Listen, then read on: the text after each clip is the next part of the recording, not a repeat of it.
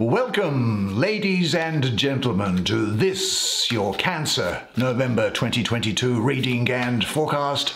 Hi, I'm Nigel Saint James, clairvoyant, and I've done a number of clairvoyant readings for Cancer people over the course of the last month from different parts of the world, and if you might be interested to see what's involved, just check out the information that's in the link below. Now, we're going to take 5 cards because, as the regulars know, 5 is all we need. So let's get things underway, shall we, and see what's coming up first. And it is the Queen of Swords. Beautiful, beautiful card. Look up here. So there is the Page of Wands. This is the Two of Discs. Beautiful card. This is the King of Cups. King of Cups, Page of Wands, Queen of Swords, people everywhere. Oh, why don't we take one from the bottom? And that is Strength. Well, why don't you come now? Sit down here next to me. We'll have a good close look at the imagery on these cards together while I do the reading for you. In Norse or Viking mythology, the king of the gods was Odin, and he had 2 ravens that used to act as spies, or like the CIA, for him to find out what was going on. Now here we have the Queen of the Thrones of Air. Now the 2 ravens were called Hugin and Mumin, and they were the eyes of Odin, his companions. Each day at dawn he sent them out to fly over Midgard, and at night they returned with all the news of the world, all the gossip, who was sleeping with who was doing business with who, and what have you. Now their names meant Hugin meant thought, and Munin meant memory. Now Odin always worried that one day they wouldn't come back with the news, but they always did. Do you know, I like to think of Odin as the face in the sky, his eyes the sun, and the moon in a sea of black sky, like pitch black raven feathers. In dream or subconscious symbolism, different things flow and merge together, don't they? As internal ideas search out external ideas to stand in for them. Now, what is striking, of course, about this painting is, I guess, this emerald eye that's in one of the birds here. I suppose this, I'm just imagining, well, I'm not imagining, I know that green, or the emerald colour here, is the centre of the visible colour spectrum. It's in the middle of the rainbow. The other colours, of course, being red, orange, yellow, green, blue, indigo, violet. So green is the very centre of your beautiful, colourful reality, the centre of the rainbow, the emerald throne of God. And so here sit Hugin and Munin on the tree of life in Norse mythology, protecting the spark of life within them, as we all do, reporting back to Odin at night, as we all do, as souls in exile, then freed again at death. We experience this world through eyes of separation and individuality. Now the face of the Queen of Swords is here in the landscape, I suppose. She is everything and each one, communicating and experiencing each other in states of mixing up, of separation, of togetherness. And I think the Queen provides an environment where you can use your mind, have ideas, think, understand, have and gain knowledge. Now, eventually, this is the place between heaven and hell that you can both fall from grace and then redeem yourself, become experienced, ride back into eternity, a person who has completely fulfilled their will and potential. Now, I have a great degree of Libra and Virgo around this card here, for these people are going to be important to you. Why is it Libra energy coming up. Why is it Virgo energy? Look, I think that her association with this Libra energy connects her to justice. And justice is all about, or adjustment in some decks. Well, that energy is all about making clear decisions based on fact and fairness, similar to the Queen of Swords herself. Now, court cards, of course, can be of either gender, but I'll refer to her as a she, and it is a woman who is graceful, very perceptive, very astute observer of people and events, really good at getting into other people's headspace, an intense individualist, and somebody who is very confident and gracious.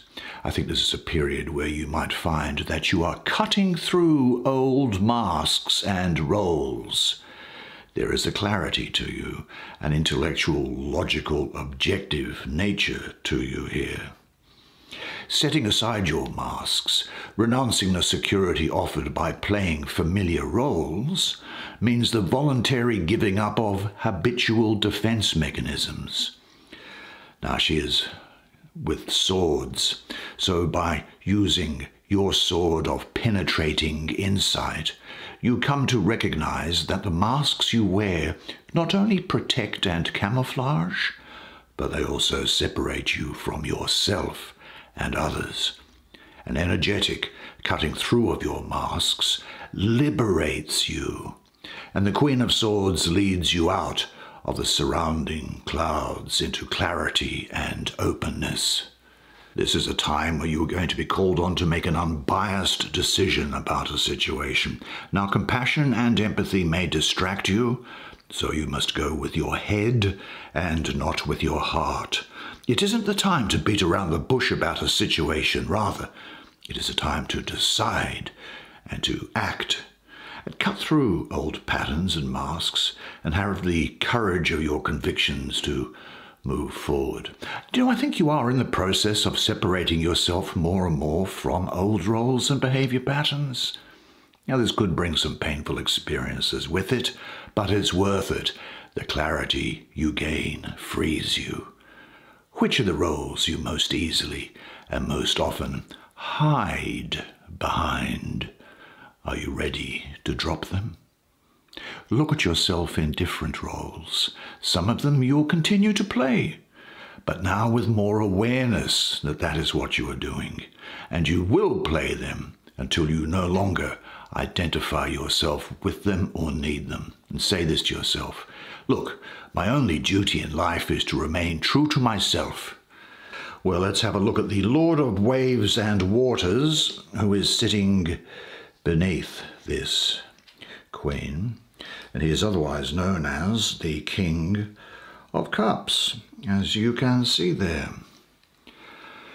Do you know, in mythology, the gods of the oceans are always incredibly powerful and mysterious, and when all else fails, the ocean comes and wipes out whatever problem there is, as if it had never existed at all. This is Poseidon, and the blue flowers are the blue lotus. They are intoxicating and speak of this king's precedence over sleep and altered states, the subconscious and the active subconscious. Now, where he is, there is no time like you and I know it. There is no reality like you and I know it here. It is the home of our imagination, of dreams, of fictions, of mythology, of the moon. Now, usually it stays beneath the surface, but occasionally it rises up and wipes out whole civilizations. The King of Cups is mastery over your own subconscious, your black horse, your animal nature and desires. Now, there is nothing wrong with having carnal, animal natures and desires. The object is to control them, use them, but use them intentionally and with control. Now, this is incredibly difficult and powerful. If you can master this, You can rise above everything and see the face of God, or the most objective truth that there is at the center of the universe. But as mere mortals, it is so difficult to control this horse that even the greatest of people can only do it for a short time before they crash to the ground. Even so, just a glimpse of eternity is enough to transform your soul completely and change you forever. Your awareness will never be the same. Now, as with all water cards, emotions may lie on the surface, sometimes confusing and unwanted, just like dreams, seeming gibberish at times. But they all have meaning. The surface of the water is pushed up and down by what is going on in the depths. It is never meaningless. It is like the laying of your hand on someone's chest and feeling the heart beat within. Emotions are the communication of the beating heart deep within the chest, and you feel them most when there is a problem or when they are working hard. Now, a lot of Pisces around this person and a lot of Aquarius, so they may be important to you. Now, these court cards, as I say, can be of either gender, but I'm going to speak to him as a man for the obvious reason. He is the Lord of waves and waters, the King of the hosts of the sea. It's somebody, and it could be a Pisces, it could be Aquarius, but it could be someone else that you know. It is a man with commitment issues, to be blunt. Someone who's friendly but kind of passive and just going with the flow. Someone who is incredibly attracted to excitement. And somebody who can have an unsustainable enthusiasm for people or projects, whereas you stand by and go, what on earth is the point of that? There's someone who is sensitive, but actually there's someone who is shallow. This is someone who is saying to you, though, that this is a time for you to surrender to your beloved ones. You will have a great capacity for giving and reaching higher emotional planes during this time. But this other person, and I get a feeling that you know it, they tend to minimize their affairs or mismanage their affairs, and without luck, their career can be an unbroken record of failure. And because, as a king, he's fire, and in the suit of water, there's a conflict there. So he has mental civil wars going on, which can lead to substance abuse or even mental illness, to tell you the truth. Now, at best, this is someone who is loving and generous, supportive and tender, and funnily enough can be capable of quite high spiritual achievement. But they're not someone who's in your life for very long. And I'll say this, and the lesbian and gay communities, please make the necessary adjustment. But this is somebody who loves the opposite sex, and the opposite sex loves them.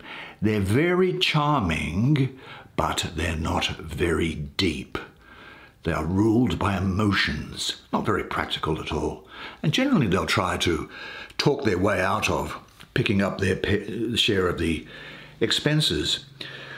Look, they can be good fun to be around, but at worst, they're unfaithful, fickle, shallow, highly emotional, and unreliable.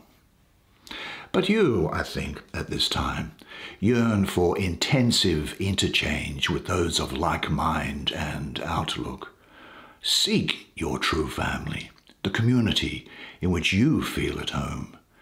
And there you will find the quality of communications you long for. And say this is the time now where I will be finding the contact that I need.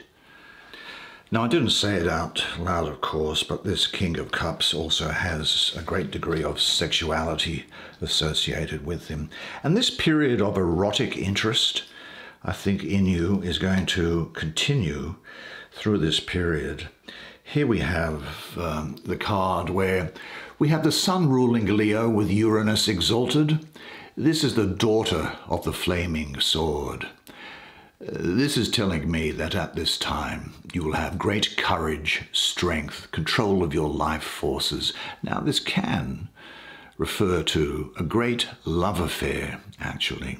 You'll have a very multi-dimensional creativity and talents that you probably never even knew, and strength that you never knew that existed. There is here, though, the integration of animalistic energies and the overcoming of old fears and strength.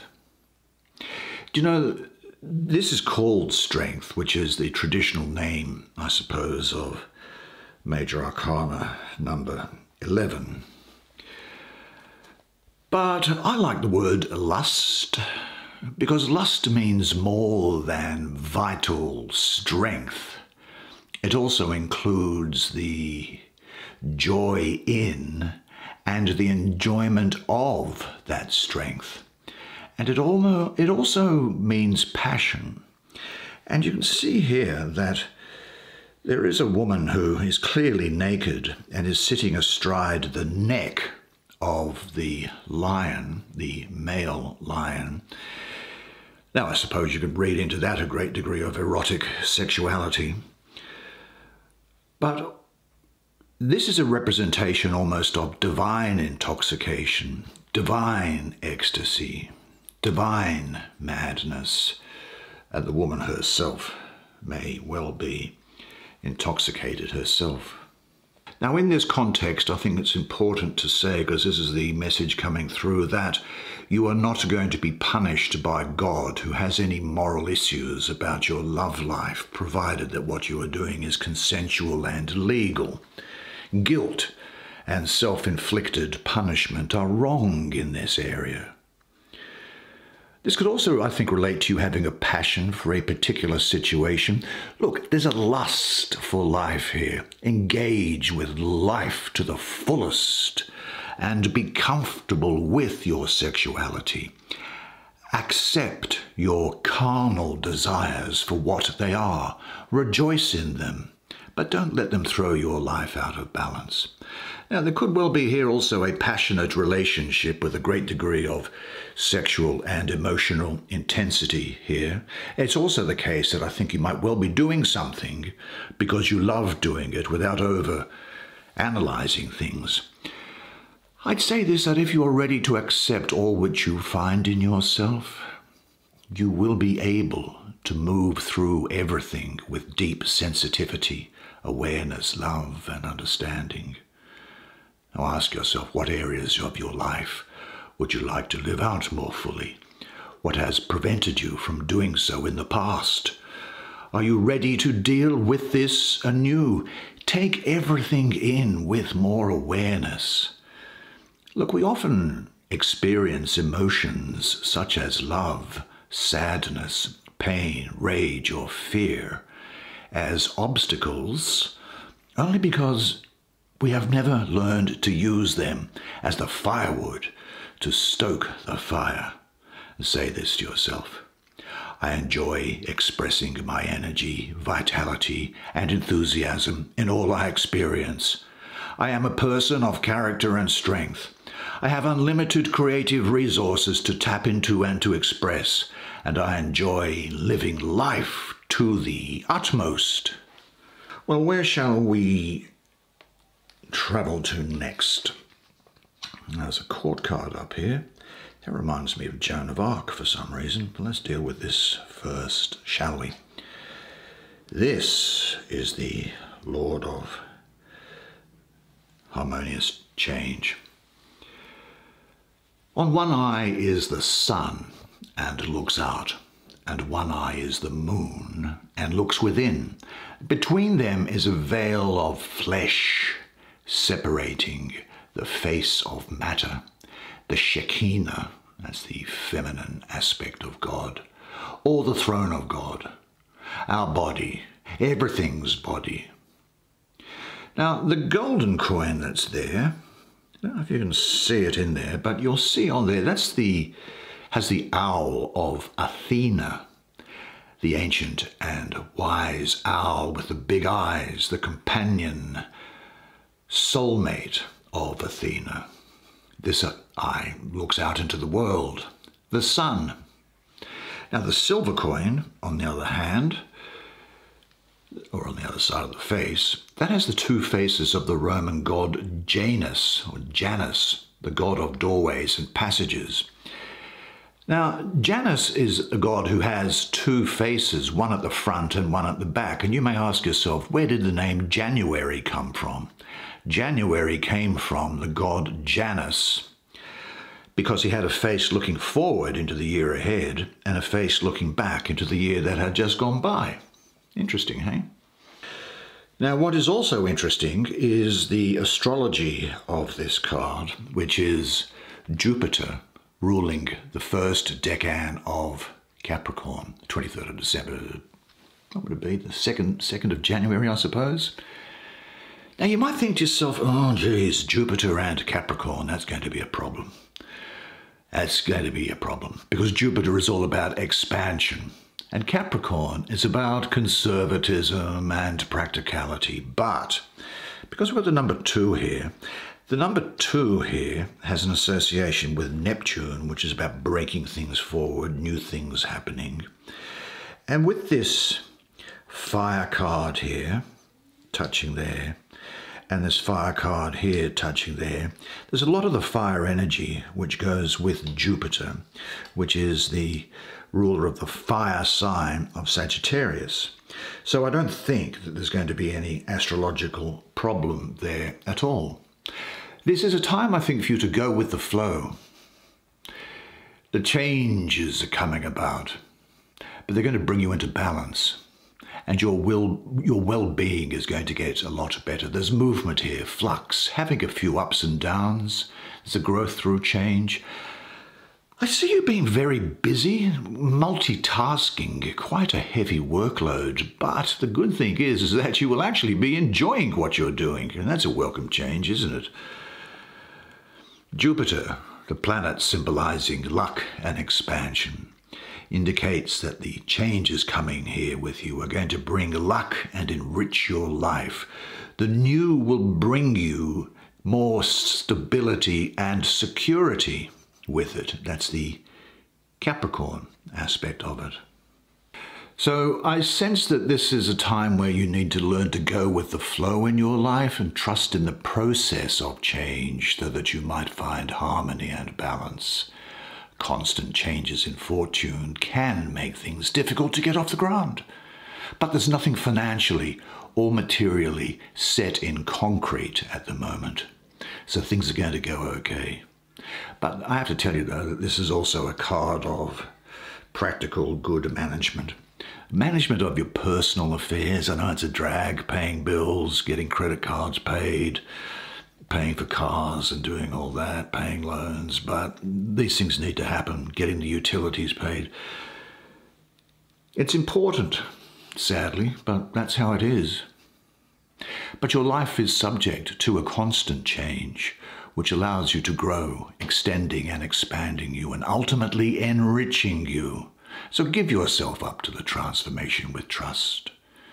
And maybe ask yourself, what internal or external changes are going on in your life? Where are you still clinging? And say this to yourself: I trust in the harmony of my life and in the flow of my life. Every day, in every way, I am getting better and better. Now that takes us finally, I think, and it is finally, isn't it? Yes, to this lady here, the Page of Wands. But, as I say, it could also be a man. Nevertheless, I'm going to refer to it as a woman. Now, look, it is just a fact that people who have belief will always be stronger than people who do not. The Page of Wands, I think, to me, speaks of Joan of Arc and represents the great things that can be done when you are moved by faith and act on what you were divinely inspired to do. Every person is born with a purpose in life, some large, some small, yet who is to judge these things as large and small, really?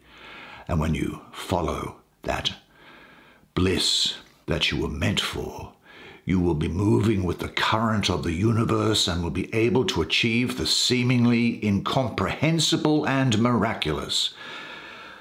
Well, she's got a sword, so that, even though she's in wands, and that reminds me of Joan of Arc, because she was the warrior lady, wasn't she, of old? The king had offered her a sword, but she refused it, instead requesting a sword that her voices told her was buried behind the altar in a chapel near where she lived. It was found, and thus she took the symbolic arms not of any country, but of God. And she also had a standard made with the images of Mary, Jesus, and the Holy Ghost or the Holy Spirit that's there. And there's also the names of Mary, and that's an Arabic term for El, which is speaking of divinity. Now that standard was also a sign that she was being presented with a special mission in life, just as God had sent Gabriel to present Mary with the white lily to announce that she was pregnant with the Son of God. This is a time when you will be energetic, individualistic, brilliant and daring, expressive in love or anger, enthusiastic. You'll be freed from fear. There's a new beginning here, and optimism. Your old fears will have lost their power over you. Their dead remains cannot frighten you any longer. So reflect now on your greatest strengths. You'll also have a great degree of increased perception, I'd say. What's the next step in your life? Find it fearlessly and say that my greatest strength is, and as I accept my fear, it is transformed into love. A fascinating, fascinating spread of cards. I'm sure you will agree with me. And what a great month it looks like it's going to be for you. Gee, I might come move into your place if that's okay, because it looks like everything is going to be happening for the good. Well, what we're going to do now, though, of course, is to let that sink in, and I'll see you again next month. But until then, remember one thing, and it is this, that you are a legend, and I look forward to seeing you again next month. Until then, it's bye for now.